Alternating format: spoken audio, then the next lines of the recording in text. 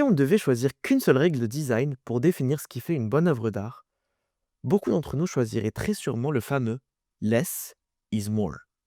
L'idée, c'est que les meilleures œuvres se distinguent par leur subtilité, leur capacité à exprimer le maximum en déployant le minimum. Même en game design, on n'est pas étranger à ce concept. On vise souvent l'élégance, quand des mécaniques simples parviennent à créer une véritable profondeur de gameplay. Alors, beaucoup de game designers se lancent dans une quête effrénée, à la recherche de la pépite. On prête grande attention à chaque agencement, chaque plan, chaque feature de gameplay, chaque petit son, chaque particule, dans l'espoir de réaliser la sauce secrète du chef-d'œuvre. Mais au milieu de tout ce chaos, faut pas oublier une chose simple. Less is more. C'est probablement vrai. Mais more, ça fait aussi plus.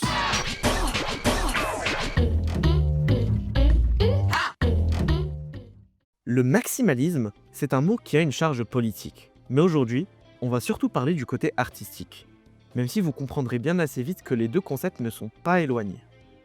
On décrit souvent le maximalisme comme une esthétique de l'excès. Mais en réalité, c'est surtout un mouvement artistique qui vient s'opposer au minimalisme, qui est défini par sa volonté d'efficacité à tout prix, parfois même au détriment de la complexité ou du plaisir. Alors, des exemples d'œuvres maximalistes, il y en a plein, mais pour mieux comprendre le concept, on va se pencher sur un exemple, celui de Speed Racer des sœurs Wachowski. Ce film suit l'histoire d'un pilote de ligne du nom de Speed et de sa famille, la famille Racer. Vous verrez que c'est pas très subtil. Le but du héros est de remporter un grand prix pour nuire au plan d'une organisation corrompue et diabolique. All that matters is power and the unassailable might of money. Pour réaliser ce film, les réalisatrices n'ont pas hésité à rejeter toute convention hollywoodienne pour accentuer les émotions qu'elles cherchaient à transmettre. Saturation des couleurs, déformation de l'image, zoom exagéré, tous les moyens étaient bons pour communiquer leurs idées.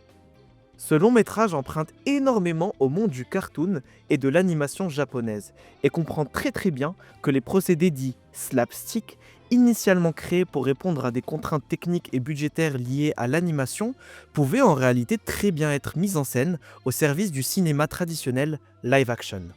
Et malgré sa qualité indéniable, le film n'a pas plu. Parce que le monde du cinéma reste dominé par une esthétique sobre, clinique, bref, minimaliste.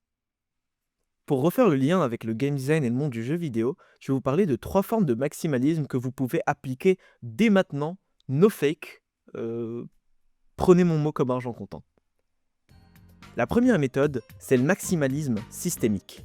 Ça, c'est quand un jeu n'hésite pas à implémenter de nouvelles briques pour faire varier son gameplay. Ou bien, c'est quand un jeu tire ses briques existantes tellement loin qu'on en dirait presque une blague.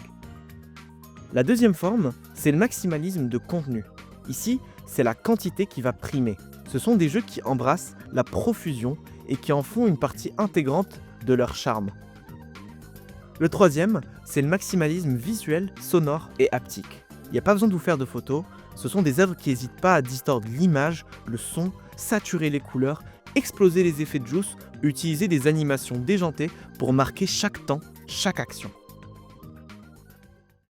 Si le maximalisme est aussi important aujourd'hui, c'est parce qu'il nous permet de nous exprimer de façon brute, authentique.